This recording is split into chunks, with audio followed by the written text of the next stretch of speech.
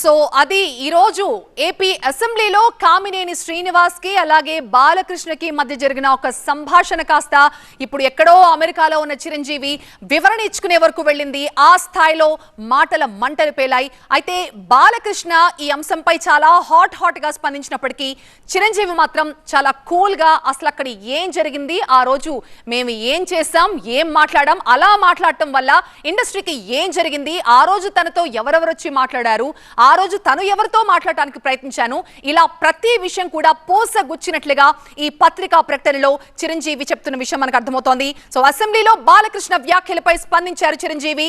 బాలకృష్ణ ఒకంత వ్యంగ్యంగా మాట్లాడటం నేను టీవీలో చూసా అంటూ ఆ పత్రికా ప్రకటనలో రాసుకొచ్చారు. నా పేరు ప్రస్తావనకి వచ్చింది కాబట్టి వివరణిస్తున్నా, ఒకవేళ ఆయన పేరు వచ్చుండకపోతే ఆయన ఈరోజు ఇంత వివరణ ఇవ్వాల్సిన అవసరం కూడా వచ్చేది కాదు. సో టిక్కెట్ల ధరల పెంపు కోసం ప్రభుత్వంతో తను వెళ్లి మాట్లాడాలని, ఒక ఇండస్ట్రీ పెద్దగా తనని వెళ్లి మాట్లాడాలంటూ కొంతమంది నిర్మాతలు, దర్శకులు నా దగ్గరికి వచ్చి నన్ను రిక్వెస్ట్ చేశారు. సో వాళ్ల సూచన మేరకు అప్పటి మంత్రి పేర్ని నానితో చిరంజీవి ఫోన్లో మాట్లాడినట్లుగా చెప్పారు. అండ్ తర్వాత పేర్ని నాని తనని జగన్ చిరంజీవిని లంచ్ కి ఆహ్వానించినట్లుగా చెప్పారు. అలాగే జగన్ ఆహ్వానం మేరకే ఆయన నివాసానికి వెళ్ళాం, నన్ను చాలా బాగా రిసీవ్ చేసుకున్నారు, నాకు ఎలాంటి అవమానం జరగలేదు, నన్ను చాలా బాగా రిసీవ్ చేసుకున్నారని చెప్పే ప్రయత్నం చేస్తున్నారు చిరంజీవి. సినీ పరిశ్రమ ఇబ్బందులన్నీ కూడా అప్పటి ముఖ్యమంత్రి జగన్ కి నేను వివరించాను, మీరు కొంచెం టైం ఇస్తే అందరం కలిసి వస్తామని కూడా చిరంజీవి జగన్ కి చెప్పినట్టుగా చెప్పారు. అండ్ కోవిడ్ వల్ల ఒక 5-6 రావాలని చిరంజీవికి అప్పటి మంత్రి పేర్ని నాని చెప్పినట్టుగా తెలుస్తోంది. అయితే తాము ఒక 10 మంది వస్తామని చెప్పడంతో జగన్ సరే అన్నారని చెప్పారు.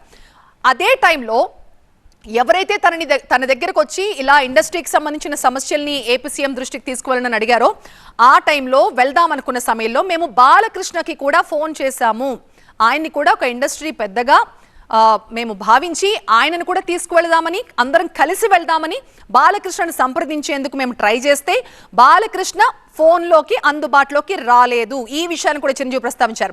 అండ్ నారాయణమూర్తి సహా ఇంకొందరం కలిసి ఒక స్పెషల్ ఫ్లైట్ని ఏర్పాటు చేసుకుని అందరూ కూడా ఏపీకి వెళ్ళి అప్పుడు ముఖ్యమంత్రి జగన్ని కలిసాం, సినిమా పరిశ్రమ ఇబ్బందులన్నీ కూడా జగన్కి వివరించాం, సినీ పరిశ్రమకు సహకారం అందించాలని కోరామని చెప్పారు చిరంజీవి.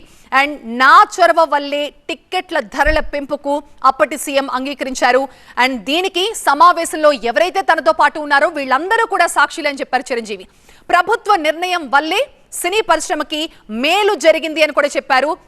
అండ్ మరొక విషయాన్ని కూడా ప్రస్తావించారు, సంక్రాంతి టైంలో జరిగింది, సో నా చొరవ వల్లే, నేను అడగడం వల్లే నీ సినిమా వీరసింహారెడ్డి, నా సినిమా వాల్తేరు వీరయ్య, ఈ 2 సినిమాలకు టికెట్ల ధరలు పెరిగాయి, నేను సీఎం అయినా సామాన్యుడినైనా నా సహజ ధోరణితోనే గౌరవం ఇచ్చిపుచ్చుకునే విధంగానే మాట్లాడతారంటూ చిరంజీవి ఈ పత్రికా ప్రకటనతో తెలియజేశారు.